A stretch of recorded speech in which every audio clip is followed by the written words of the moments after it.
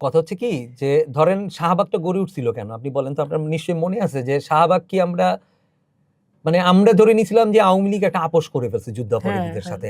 ওই আপোষ যাতে না করতে পারে সেই জন্যই তো আমি শাহবাগে আমি ব্যক্তিগতভাবে গেছিলাম। আমার ধারণা আপনিও গেছিলেন, ইমরানের সরকারও হয়তো আসছিল।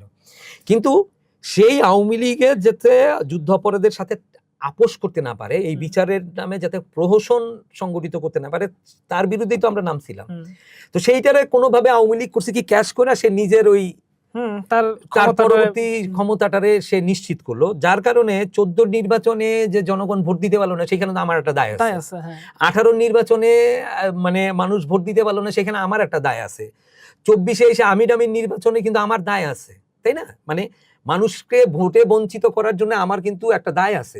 13-তে আমি নামছি, এখনো আমি যুদ্ধাপরাধীদের বিচারের দাবিতে আমার অবস্থান এখনো এটা ক্লিয়ার যে যারা 71-এ 30 লক্ষ শহীদ হত্যার 30 লক্ষ মানুষকে শহীদ করার পেছনে যাদের ভূমিকা আছে তাদের এই দেশের মাটিতে বিচার হইতে হবে, যেই কয়টা বাকি আছে।